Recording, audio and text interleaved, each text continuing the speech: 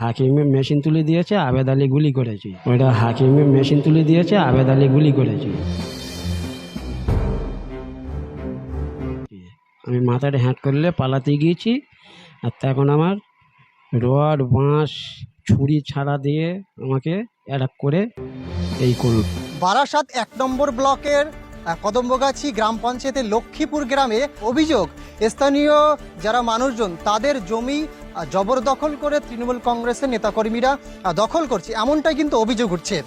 আর সেই অভিযোগ ওঠার পরে যে মালিকের জমি, সেই মালিক স্থানীয় জায়গায় যখন তার কাজ এবং তার নির্মাণ সামগ্রী রেখে কাজ করতে যায়, দুষ্কৃতীরা কিন্তু হামলা চালায়।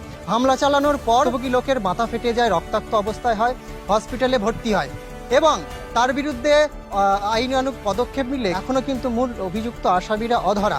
আমার সঙ্গে স্থানীয় গ্রামবাসীরা রয়েছেন, আমি দেখানোর চেষ্টা করব যে কিভাবে সেই সময় আক্রমণ করা হয়েছিল, মাথা ফাটানো হয়েছিল, সেই চিত্র কিন্তু দেখতে পাচ্ছেন। একেবারে কিন্তু অভিযোগ হচ্ছে যে তৃণমূল আশ্রিত দুষ্কৃতীরা কিন্তু স্থানীয় গ্রামবাসীদের উপরে আক্রমণ করে। স্থানীয় গ্রামবাসীরা অভিযোগ করছেন তাদের জমি গায়ের জোরে দখল করার চেষ্টা করে, প্রতিবাদ করলে মাথা ফাটিয়ে দেয় এবং অকথ্য গালিগালাজ। ঠিক কি হয়েছিল আমি জিজ্ঞাসা করব। এটা হয়েছিল হঠাৎ, আমি ছিলাম কোর্টে থাকার পরে সকালবেলা ঝামেলা হলো, পুলিশ গাড়ি আসলে শুনলাম, তা বলছে এটা জমি এখন কাজ বন্ধ থাকবে, কারণ আমাদের কাগজপত্র কিছু দেখাও। আমি যখন এবারে মাঠের দিকে গেছিলাম, মাঠের দিক থেকে এসে শুনলাম যে ওকে মাথা ফাটিয়ে দিয়েছে। এই যে বলছেন, আপনি অভিযোগ করছেন যে মাথা ফাটিয়ে দিয়েছে, এরা মূলত কারা যারা মাথা ফাটিয়ে দিয়েছে? এরা অ্যাকচুয়ালি টিএমসি করে।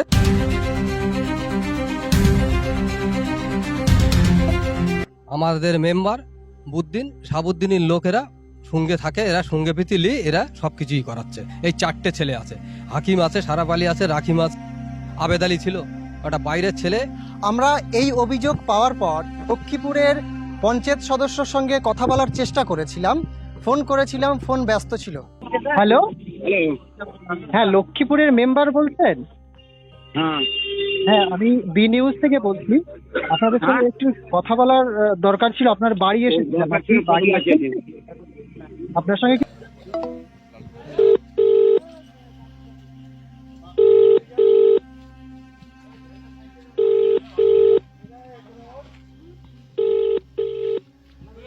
The person you are calling is currently busy. Please call again later.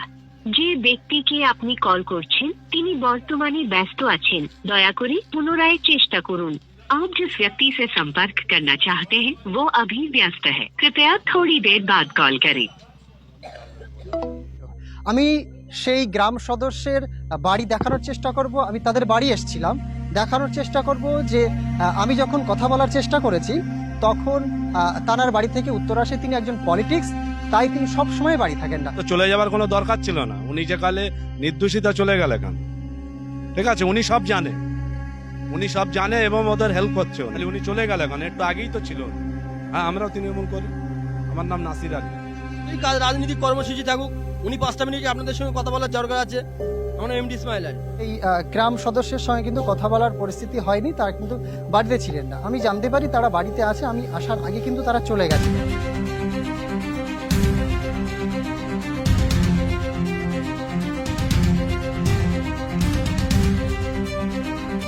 কথা বলার চেষ্টা করব, যে একটু কথা বলতাম। একটু শুনেছিলাম যে একটু আগে বাড়িতে রয়েছে, তো তারপর একটু আগে বাড়িতে ছিল, একটু আমার একটা বাবার বন্ধু কিংবা কোনো একটা জায়গায় গেছে, পার্সোনাল ব্যাপার। আমার বাবা একজন পলিটিক্স, এবার আমি বাবার সম্বন্ধে কি করে কথা বলবো, বাবা কোথায় গেছে, পার্সোনাল কথা আমাকে বলে না। এই জমিটা তো আপনাদের, তাহলে তৃণমূল কংগ্রেসের আশ্রিত দুষ্কৃতীরা, আপনি অভিযোগ করছেন যে তারা ইচ্ছাকৃত হামলা করেছে। কেন তারা হামলা করলো? এরা বলছে আমরা 8.5 লাখ টাকা সম্পত্তিটা আমরা কিনেছি। তাহলে তোমরা কিনেছো কার কাছ থেকে? আমরা কি কেউ বেচেছি? আমরা তো কেউ বেচিনি। তাহলে কিনেছে কার কাছ থেকে সম্পত্তিটা? 8.5 লাখ টাকায় ওরা কিনেছে, কিনে ওরা হচ্ছে জমি মাফিয়া।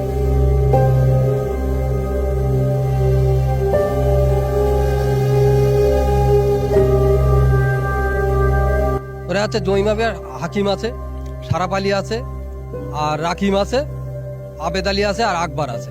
এরাই হচ্ছে জমি মাফিয়া। আপনারা কি আইনি পদক্ষেপ নিয়েছেন? হ্যাঁ, ওরা হচ্ছে জমি মাফিয়া।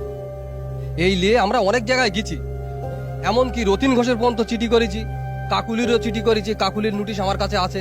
আপনি চাঞ্চল্যকর অভিযোগ করছেন যে স্থানীয় সংসদ নেত্রী কাকুলি ঘোষ দস্তিদারের কাছে কিন্তু আপনি অভিযোগ করেছিলেন, কিন্তু এর কোনো সুরা হয়নি। না, এর কোনো সুরাও হয়নি। যখন এই অভিযোগ উঠছে তৃণমূল কংগ্রেসের আশ্রিত দুষ্কৃতীরা স্থানীয় গ্রামবাসীদের জমি জোরকৃতভাবে দখল করছে, আমি আরও জিজ্ঞাসা করার চেষ্টা করব যে এই যেদিন হামলা হয়েছে সেই দিনের পর থেকে আজ কতদিন হচ্ছে তা আজ 11 দিন হচ্ছে। যে আপনারা আইনি পদক্ষেপ নিয়েছেন, কেস করেছেন, এখনো কি আসামিদের মানে গ্রেপ্তার করা হয়েছে? না, এখনো গ্রেপ্তার হয়নি গো। প্রশাসনের কাছে আমরা বলা হচ্ছে, প্রশাসন বলছে আমরা দেখছি এটা কিভাবে কি করা যায়। যে এরকম একটি জঘন্য কাজ আপনাদের গ্রামে হয়েছে, কি বলবেন? এরকম ভাবে যদি সাধারণ মানুষের উপরে আক্রমণ হয়, কি বলবেন? এর আগে অনেক আগে একটা হয়েছিল, তারপরে ফের এই একটা হয়েছে। আজ 11 দিন হয়ে গেলে এখনো পর্যন্ত আসামিদের গ্রেপ্তার করা হলো গ্রেপ্তার না। করিনি। সেক্ষেত্রে পুলিশের উপরে ভরসা কতটা রাখা যায়? আর কোনো ভরসা নেই তো, আর কোনো ভরসা নেই। কিসির ভরসা করবো আর? আজকে আমার এই ছেলেটা যদি, আমার ভাইটা যদি মরেই যেত, তাহলে আমরা কার দৌড়তে? এদের চক্রান্ত ছিল মারার, এদের মেরে ফেলার বিরাট। আমরা যখন ধর্মতলায় হসপিটালে নিয়ে যাচ্ছি, ধর্মতলায় গিয়ে অ্যাটাক করেছে 5-7টা ছেলে।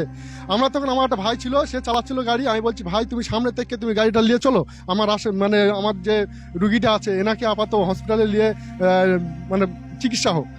এই ছেলেটা নিরাপয়, এই ছেলেটা কোনো দোষ না। আপনি অভিযোগ করছেন যে প্রাণে মেরে দেবার হুমকি, হ্যাঁ। তাহলে তো আপনি চাঞ্চল্যকর অভিযোগ করছেন, এটা কতটা সত্যি? এটা পেরানে মেরে দেওয়ার ওদের হুমকি করেছিল। ওরা যে অন্ধকারে যে 7টার সময় টেনে নিয়ে চলে যাচ্ছিল ওখানে বাঁশবাগানের ভিতরে। আমি উপস্থিত রয়েছি আক্রান্তের সঙ্গে। ওই দিন কি ঘটনা ঘটেছিল আক্রান্তের মুখ থেকে শুনে নেব। ওই দিন কি ঘটেছে? ওই দিনই আমরা ওখানে বসে থাকি, ঠিক আছে। ওরা দেখি যে বাঁশ খুঁটি ভাঙছে, ওরা বাগান দিয়ে অ্যাটাক করে। গিয়ে আগে গুলি করেছে, গুলিটা আমি মাথায় হ্যাট করলে বেরিয়ে গিয়েছি।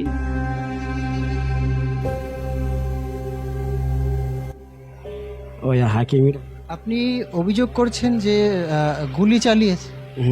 গুলি চালিয়েছে, ওইটা হাকিমের মেশিন তুলে দিয়েছে, আবেদ আলী গুলি করেছে। যারা মেরেছে সারাব আলী, আবেদ আলী, রাকিম, আকবর, আবেদ, হাকিমের ছেলে, ওরা সব আমার অ্যাটাক করলো। ওই দোকানের সামনে আমি পড়ে গিয়েছি, তাও আমার ছাড়িনি।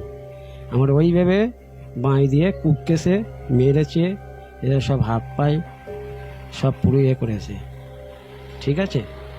পড়ে গিয়েছি, তাও আমাকে ছাড়িনি। এসব সব মেরেছে, হাতে ফাতে সব দাগ আছে। গুলি চালিয়েছিল ওখানে, আমি মাথাটা হ্যাট করে নিয়েই মাথার ওপর দিয়ে বেরিয়ে যায়। ওটা আবেদ আলী গুলি করেছে, হাকিম মেশিন তুলে দিয়েছে ওর হাতে। এবার আমি পালাতে গেছি, গুলি করার পরই ওরা আমার ন্যাপলা ফ্যাপলা দিয়ে পুরো কুপকে ওখানে রড ফট দিয়ে মেরে, চোখ খুঁজতে গেছি আমার ছুরি দিয়ে, ন্যাপলা যা যা কোপ মারার মেরেছে, এখানে পাই বাঁশ ফাই দিয়ে সব মেরেছে, রড ফট দিয়ে সব। মূলত আপনার দোষটা কি ছিল? আমার দোষ কিছুই ছিল না ওই দিন। আপনারা তো আইনি পদক্ষেপ নিয়েছেন, পুলিশ প্রশাসনের দ্বারস্থ হয়েছেন, কেস করেছেন, এখনো পর্যন্ত 11 দিন হয়ে গেল, কোনো আসামি গ্রেপ্তার করা হলো না, কি বলবেন? আসামি তুলছে না, একমাত্র কারণ হলো টাকা খাইয়েছে, শান্তনাবাবুর টাকা খেয়েছে, ঠিক আছে। ওই জন্য আসামিটা উঠছে না, ঠিক আছে। বিশাল ধরনের আসামি ঘুরে বেড়াচ্ছে গ্রামে, কোনো তুলছে না, কোনো স্টাফ নিচ্ছে না, ঠিক আছে। তা আমরা আইনের দ্বারস্থ হয়েছি, আসামি, আমার কাছে কথা হলো আসামি গ্রেপ্তার হোক। স্থানীয় থানায় আপনারা অভিযোগ দায়ের করেছেন? স্থানীয় থানায়, আমার থানায় কেস করা হয়েছে, প্লাস আমার যেখান থেকে ঘটেছে আমি সেখান থেকে অভিযোগ, এখান থেকে কেস কামারি হয়েছে। প্রশাসনের বিরুদ্ধে আপনি চাঞ্চল্যকর অভিযোগ করছেন যে পুলিশ প্রশাসন টাকা নিয়েছে। টাকা নিয়েছে, এমনকি বুদ্ধিনীর মেম্বারের পুরো এসব সব ইন্ধন আছে, একদম পুরো রায় দিচ্ছে, আসামি ঘুরে বেড়াচ্ছে, আসামি কোনো তুলছে না, আর ঝাতনা বেসকে দিচ্ছে সব এই বুদ্ধিনী মাসাচ্ছে মেম্বার, এখানকার মেম্বার পুরো সহায় আছে। আপনারা কি এখনো আতঙ্কের মধ্যে আছেন? এখনো আতঙ্কের মধ্যে আমরা আছি।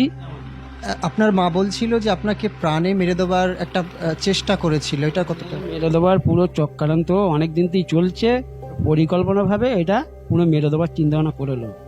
সেটা আল্লাহ বাঁচানির মালিক, আমি বেঁচে গিয়েছি। কিন্তু এখানে গ্রামের লোক একটাও কেউ ঠেকায়নি। আমার নাম বাকিবুল্লাহ আলী। আমরা মিডিয়ার মাধ্যমে জানতে চাই কদমগাছি জমির মাফিয়ার রাজত্ব চলছে। এর আগে মিডিয়া বন্ধুদের মাধ্যমে অনেক কিছুই দেখেছি। কদমগাছির মানুষ বর্তমানে যে সমস্যা তৈরি হয়েছে, অসহায় নিরীহ গরিব মানুষের দুর্বলতার সুযোগ নিয়ে যে টিএমসির গুন্ডা বাহিনী যে নির্মম ঘটনা ঘটিয়েছে, তাদের ন্যায় বিচার পাইয়ে দেওয়ার উদ্দেশ্যে আইএসএফ তাদের পাশে আছি, আমরা থাকব। প্রয়োজন হলে আমাদের চেয়ারম্যান নওশাদ সিদ্দিক মহাশয়কে জানাতে বাধ্য হবে। প্রতিহিংসা রাজনীতি আতঙ্কের মধ্যে থাকবে।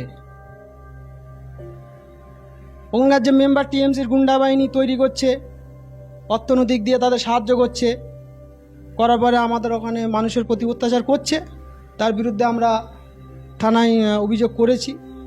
সেটা পুলিশ প্রশাসন আইনের বিরুদ্ধে দেখছে। আমাদের প্রশাসন আশ্বাস দিয়েছে, তাদের প্রতি আমাদের বিশ্বাস আছে। আমাদের দলের চেয়ারম্যান সবসময়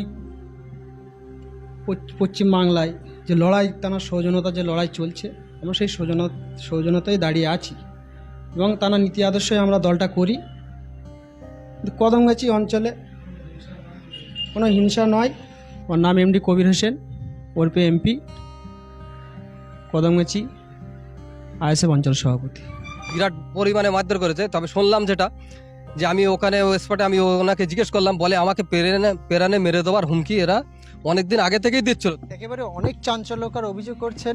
আমি স্থানীয়দের সঙ্গে কথা বলার চেষ্টা করব, অনেকে আমাদের সঙ্গে রয়েছেন। পৈতৃক ভিটে বাড়ি সম্পত্তি, এখানে এদের ভিটে বাড়ি থাকা সত্ত্বেও এদেরকে নানান রকম দিক থেকে হেনস্থা করা হচ্ছে, যে এই জমিতে ঘর বাঁধতে দেবো না, এই জমিতে নানান রকম পুলিশ দিয়ে নানান রকম টর্চার এদের উপরে চলে। জমি ছিনিয়ে নেওয়া থেকে শুরু করে, জমি জরিমানা থেকে শুরু করে, লোকের ঘর ধরে হামলা থেকে শুরু করে, লোকের জমিতে ঘর বাঁধবে না সেখান থেকে দালালি যাওয়ার চিন্তা ভাবনা করে এইভাবেই কর্মকাণ্ড দিয়ে দিনকে দিন চলে আসতো। সেই জায়গায় জমির মালিক এরা, জমির উপরে কেস হয়, কেসে এরা জিতে যায়। এখানে হুট বলতে মানুষের মারধর হয়, হুট বলতে মানুষের টেনে নিয়ে মারধর হেনস্থার শিকার হয়। এর আগেও এদেরকে মেরেছে, এর আগেও কেস কামারি হয়েছে, কিন্তু প্রশাসন নীরব, প্রশাসনের কোনো সঠিক কাজ হয় না। আপনারা এখন কি চাচ্ছেন? আমরা চাচ্ছি সঠিক বিচারটা হোক। আমার নাম এমডি ইসমাইল আলী। মেরে মাথা ফাটিয়ে দিয়েছে এরকম অভিযোগ হচ্ছে। হ্যাঁ, মেরে মাথা তো ফাটিয়ে দিয়েছে, রড দিয়ে মেরেছে, ছুরি দিয়ে মেরেছে। এরা কোন দলের? এগুলো টিএনসি দলের লোক। আপনি এই যে আক্রান্তের কি? আমি বৌদি হই। আমার দেওরকে নিয়ে যাচ্ছিল বাগানের দিকে, আর ও এদিকে এসেছিল, ওরে ধরে বাঁশ তো মারার তো মেরেছে, আবার এই যে ইট, তারপরে ছুরি, চাকু, যে যেটা পেরেছে সে সেটাই করেছে। পিছনে এমন করে মেরেছে, ওর পুরো লাইফটাই বরবাদ করে দেওয়ার চেষ্টা। আপনারা কি চাচ্ছেন? আমরা চাচ্ছি যে ধরা পড়ুক, এর প্রতিবাদটা বিচার চাই, এর প্রতিবাদ। আমরা এর বিচার চাই। সব সময় বারে বারে আমাদের হুমকি দেয়, বিনা কাজে কাজে কেন হুমকি দেয়? মার্ডার করবো, বাইরে যায় আমাদেরকে, সবসময় আমাদেরকে বলে এর বিচার চাই। কিসের জন্য একটা ছেলের মারবে?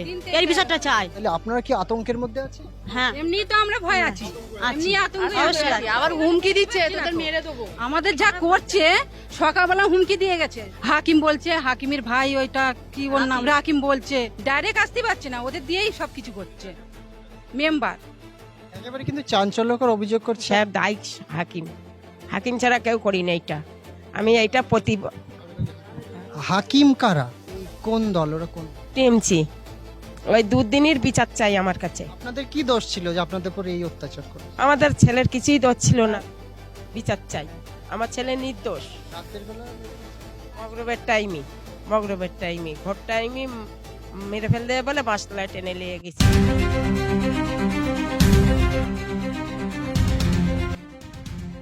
করছেন বাসতলায় টেনে নিয়ে গিয়ে প্রাণে মারার হুমকি দিয়েছিল।